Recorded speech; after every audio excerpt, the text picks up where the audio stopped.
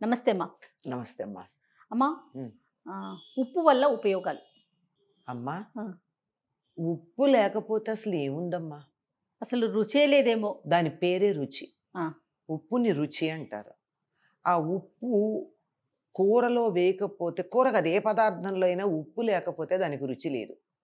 ఎందుకంటే మన లాలాజలంతో కలిసి మనకి రుచిని కలిగించే లక్షణం ఉప్పుకి మాత్రమే ఉంది. ఉమ్, అయితే మనం ఏమనుకుంటాం, కారానికి సంబంధించిన చోట ఉప్పు అనుకుంటాం కదా. ఆ, కానీ తీపి చేసేప్పుడు కూడా చిటికెడు ఉప్పేస్తారు. ఎందుకంటే నాలుక దాని రుచిని ఆ, స్వీకరించడానికి. ఏ రుచినైనా స్వీకరించడానికి. ఉప్పు చిన్న మాధ్యమం. ఆ, బెల్లంలో అయితే ఉప్పు ఉంటుంది కనుక బెల్లంతో చేసే తీపి పదార్థాల్లో వేయరు, కానీ పంచదారతో చేసే తీపి పదార్థాలన్నిట్లో చిటికెడు ఉప్పేస్తారు. ఉమ్, అప్పుడు కానీ మన నాలుక రుచిని స్వీకరించలేదు. అవునమ్మా. అది రుచికి సంబంధించింది. ఎందుకు అంటే మన శరీరంలో కూడా అత్యధికంగా ఉండేటటువంటి లవణాల్లో ప్రధానమైనది ఉప్పు. భూమి మీద ఉండేటటువంటి లవణాల్లో కూడా చాలా ప్రధానమైంది ఉప్పు. లవణాల్లో ప్రధానమైనది ఉప్పే కాకుండా భూమి మీద ఉన్న వాటిల్లో అత్యధికంగా ఉండేది, మన శరీరంలో అత్యధికంగా ఉండేది నీరు ఉమ్, కదా. అవును. ఆ నీరు ఉప్పు కలిసి ఉన్నటువంటిది సముద్రం. ఆ సముద్రం నుంచి వచ్చినటువంటి ఉప్పు మాత్రమే మన శరీరానికి కానీ మిగిలినటువంటి వాటికి కానీ ఉపయోగపడేటటువంటిది. ఉమ్, ఇండస్ట్రియల్ వేస్ట్ మాత్రం ఉపయోగపడదు.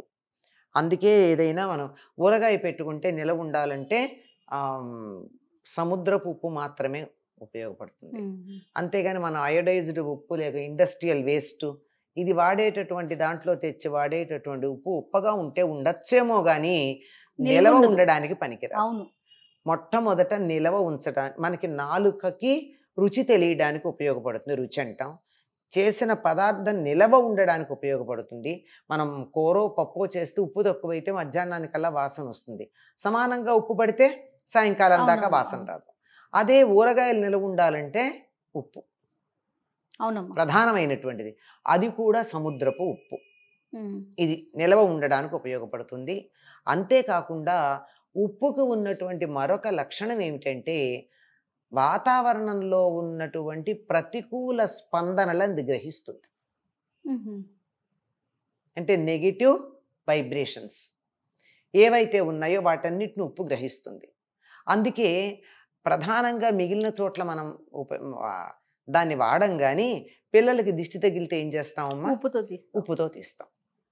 ఉప్పుతో తీయడానికి కారణం ఏమిటంటే కూడా చెప్పాను కదా, ఆ, మన శరీరంలోనూ ఉండేటటువంటిది లవణాలు ఎక్కువ ఉంటాయి, నీరు ఎక్కువ ఉంటుంది కనుక మన తక్కువ ఏదైనా సరే తక్కువ శక్తి ఉన్నది ఎక్కువ శక్తిని ఆకర్షిస్తుంది కదా తనలోకి. అవును. మన దగ్గర నెగిటివిటీ ఎక్కువ ఉన్నట్టయితే ఉప్పుతో ఇట్లా తిప్పితే ఉప్పు మనలో అధికంగా ఉన్న నెగిటివిటీని అంతా తీసేసుకుంటుంది అది. ఓకే. అందువల్ల పిల్లలకి దిష్టి తగిలితే వాళ్ళు ఏడుస్తూ ఉంటే, చికాకు పడుతూ ఉంటే దిష్టి తీస్తే వెంటనే ఊరుకుంటారు. దీనికి శాస్త్రీయంగా ఏమన్నా చూపిస్తారా అని కొంతమంది హేతువాదులు ప్రశ్నిస్తే, శాస్త్రీయంగా తర్వాత చూపిస్తాం కానీ ప్రస్తుతం ఏడిచే పిల్లల్ని ఊరుకోబెట్టడం మాకు ప్రధానం. ఊరుకున్నాడు కదా, అంతే. తర్వాత చూద్దాం శాస్త్రీయత. ప్రధానం నీకు రిజల్ట్ ఓరియంటెడ్. అంతే. ఇది ఇది దీనికి ఈ దిష్టి తీసే ప్రక్రియ ఏదైతే ఉందో దీన్నే ప్రాణిక్ హీలింగ్ అన్నటువంటి పేరుతో చౌకోక్సుయి మొదలైనటువంటి వాళ్ళు చాలా అవును. గొప్పగా దాన్ని ప్రచారం చేశారు. ఇది ఒక భాగం. అందులో కూడా ఉప్పుతోనే కదా మొత్తం అంతా నెగిటివిటీని తీసేసేటటువంటి ప్రక్రియ. అలాగే శరీరం మీద బాగా పెద్దవాళ్ళు, మనకి దిష్టి తీసేవాళ్ళు ఎవరు ఉండరు. పెద్దవాళ్ళకి దిష్టి తగిలింది అని అనిపిస్తే ఏం చేస్తారమ్మా? ఒక చారుడు ఉప్పు తీసుకెళ్ళి నీళ్ళల్లో వేసి ఆ నీళ్ళతో స్నానం స్నానం చేస్తారు. చేస్తారు. ఎందుకంటే పెద్దవాళ్ళు కదా తీయాలి దిష్టి. ఉమ్, అలా లేనప్పుడు అలా తీస్తే కూడా ఆ దిష్టి పోవడం ఒకటే కాదమ్మా, ఎనీ నెగిటివిటీ, ఒక చికాకు, ఏదో ఒక విషయం మీద మనం మనసులో బాధపడ్డాం, సరిగ్గా ఉండలేకపోతున్నాం, స్థిరంగా ఉండట్లేదు మనసు అంటే ఉప్పు నీళ్లతో స్నానం చేస్తే క్లియర్ తగ్గుతుంది. అవుతుంది. అలాగే ఇంటికి నెగిటివ్ థాట్స్తో ఎవరైనా వస్తారు ఆ, అంటే ప్రత్యేకంగా మన మీద కోపం శత్రుత్వం ఉండకపోవచ్చు, కానీ మనం చూడగానే వీళ్ళు ఇంత బాగున్నారే, వీళ్ళ పిల్లలు ఇంత బాగా చదువుకుంటున్నారు, నా పిల్లలు ఇంత బాగా చదువుకోవట్లేదే ఉమ్, అన్న చిన్న భావన కలగచ్చు. అవునమ్మా. వాళ్ళది తప్పేం కాదు, వాళ్ళు దుష్టులు దుర్మార్గులు అని చెప్పలేం, కానీ మానవ సహజమైనటువంటి బలహీనత. ఉమ్, అలా కలిగినది ఏదన్నా ఉండి దానివల్ల మనకి ప్రతికూలమైనటువంటి ఫలితాలు రాకుండా ఉండాలి అంటే ఒక చిన్న బౌల్‌లో ఉప్పు అక్కడ పెట్టి ఏ రోజుకి ఆ రోజు దాన్ని ఫ్లష్ చేసేస్తూ ఉంటారు. అంటే మళ్ళీ ఇక్కడ, అక్కడ మొక్కల్లో వేయకుండా, అక్కడ పడేయకుండా, ఇక్కడ పడేయకుండా ఫ్లష్ చేసేస్తే ఇంక బయటికెళ్ళిపోతూ ఉంటుంది. అవునవును. ఇది ఒక పద్ధతి. ఇదేమీ కాకుండా కూడా చాలామంది ఏం చేస్తారంటే కొంచెం ఉప్పు తీసుకెళ్ళి బాత్రూమ్‌లో పెడతారు. ఎందుకంటే ఎక్కువ నెగటివిటీ వచ్చేది బాత్రూముల్లో నుంచి. ఎక్కడ చెత్త ఉంటే అక్కడి నుంచి వస్తుందమ్మా. అంతే. అంచేత అక్కడ పెట్టి ప్రతిరోజు ఆహ్, నీళ్ళల్లో పడేయడం అన్నది ఫ్లష్ చేసేయడం అన్నది చూస్తూ ఉంటాం. అవును. అంటే ఉప్పుకి ఉన్న ఈ లక్షణాన్ని పూర్వులు మనకి ఏం చెప్పారంటే, ఇంత సైంటిఫిక్‌గా చెప్తే మాకెందుకు ఈ వృధా, ఈ సోదా అంటారు. అందుకని పిల్లలకి దిష్టి తీయడానికి వాడడమే కాకుండా, ఉప్పు తొట్టె మీద మూత లేకుండా ఉండద్దు, విషం అవుతుంది అనేవాళ్ళు. హ్మ్. మూత లేకపోతే విషం. ఎట్లా అవుతుంది విషం? అంటే పాములు విషం కక్కుతాయి. ఇట్లాంటివి పిల్లలకి అర్థం కావడానికి చెప్పడం. అప్పుడు తెలియకపోయినా పాము ప్రత్యేకంగా వచ్చి ఈ ఉప్పు జాడి మీద మూత లేకపోతే అందులో విషం కక్కెడుతుందా? కాదు. దానికి ఏం పని? ఇట్లాంటి ఆలోచనలు వస్తాయి గదా! అవును. కానీ ఈ విషయం తెలుసుకున్నాక అది మనకట్లా చెప్పారు అని అర్థమైంది. ఎందుకంటే ఉప్పు మీద మూత లేకపోతే అది నెగటివిటీని ఆకర్షిస్తుంది. దాంతో ఆ నెగెటివ్‌గా ఉన్నటువంటిది మనం ఇందులో వేసుకున్నామనుకోండి, ఆ!